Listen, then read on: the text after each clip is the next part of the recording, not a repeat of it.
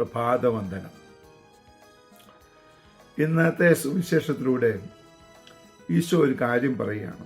ശിഷ്യന്മാരോടാണ് പറയുന്നത്, നിങ്ങളെല്ലാവരും എന്നെ ഉപേക്ഷിക്കും.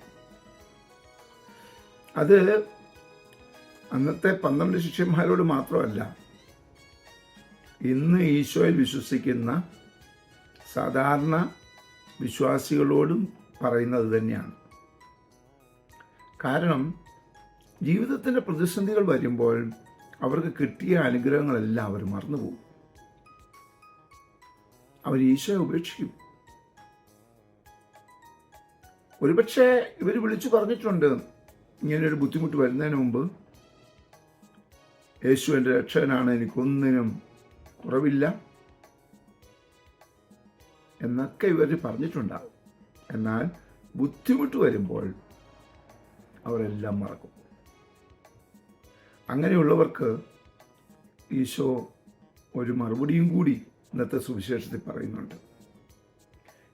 ഒരൊറ്റ മറുപടിയേ ഉള്ളൂ, ഞാൻ ലോകം കീഴടക്കിയിരിക്കുന്നു.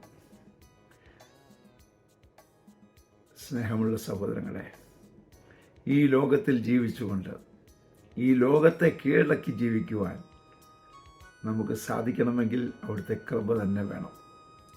അതിനായി പ്രാർത്ഥിക്കാം. പരിശുദ്ധ അമ്മയെ സഹായിക്കണേ. വിശുദ്ധ ഔസേപ്പിതാവേ, ഞങ്ങൾക്ക് വേണ്ടി പ്രാർത്ഥിക്കണേ. പരിശുദ്ധാത്മാവേ, എഴുന്നള്ളി വരണേ.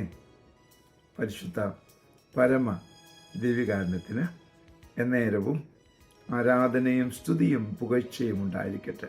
ആമേൻ.